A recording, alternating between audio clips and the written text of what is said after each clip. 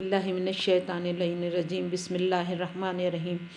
تمام تعریفیں اور حمد و ثنا اس رب ذوالجلال والاکرام کے لیے جو سارے جہانوں کا پروردگار اور روز جزا کا حاکم ہے۔ میرے تمام سننے والوں کو السلام علیکم ورحمۃ اللہ وبرکاتہ۔ آج ہم لوگ حدیث قصہ کے متعلق معلومات حاصل کرنے کی کوشش کریں گے کہ حدیث قصہ جو ہر محفل کی زینت ہوتی ہے اس کی کیا فضیلت ہے۔ حدیث قصہ کے متعلق اہل سنت اور اہل شیعہ دونوں ہی میں یہ احادیث اس کے متعلق روایات کثرت سے پائی جاتی ہیں۔ بخاری اور مسلم میں بھی اس حدیث کو نقل کیا گیا ہے اور راوی جناب ام سلمہ ہیں۔ اس کے علاوہ اس کی راوی جناب عائشہ بھی ہیں۔ اس میں سورہ احزاب کی 33ویں آیت جو حدیث قصہ کو ثابت بھی کرتی ہے۔ آیت اللہ بہجت فرماتے تھے کہ مجلس و محافل میں جس میں حدیث قصہ پڑھی جاتی ہے اس میں پنجتن پاک اور امام زمانہ کا آنا ثابت ہے۔ محضر آیت اللہ بہجت کی کتاب جو یہ آپ کی کتاب تھی اس میں آپ نے یہ فرمایا ہے۔ اس کے علاوہ آیت اللہ خوئی کی جو کتاب ہے صراط النجات اس میں بھی آپ فرماتے ہیں کہ پنجتن پاک کا آنا ایسی محافل میں ممکن ہے اور بہت سی روایات اس پر دلالت کرتی ہیں۔ محمد جواد یزدی کی کتاب تذکرۃ المصاب میں آپ فرماتے ہیں کہ حدیث قصہ کو جلسوں میں شرکت کریں کیونکہ اس میں معصومین آتے ہیں اور وہاں پہ کی گئی دعائیں لازمی قبول ہوتی ہیں، اور اس میں ان محافل میں آپ اپنی دعائیں کریں تو انشاءاللہ تعالی دعا ضرور مستجاب ہوگی۔ آیت اللہ کاظم قزوینی فرماتے ہیں اور انہی نے بہت سی کتابیں لکھی، لیکن جب آپ کی وصیت تھی کہ جب میں مروں تو جناب فاطمۃ الزہرا سلام اللہ علیہا اللہم صلی اللہ محمد وآل محمد کے متعلق جو آپ نے کتاب لکھی تھی اسے میرے کفن میں رکھ دینا۔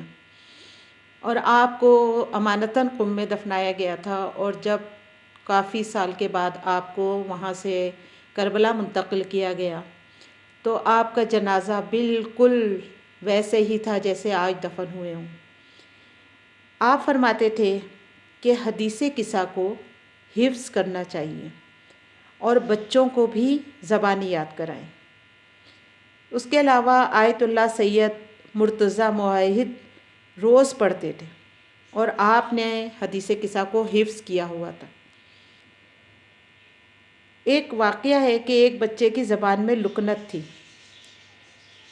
ان کو کسی عالم نے کہا کہ آپ اپنے گھر حدیث قصہ کی 10 محافل منعقد کریں، اور پروردگار کے لطف و کرم سے وہ بچہ ٹھیک ہو گیا۔ اس کے علاوہ آیت اللہ رضائے بہاونی کے پاس لوگ گئے کیونکہ صدام نے جب ایران میں جنگ ہو رہی تھی تو قم میں بمباری کا کہا تھا،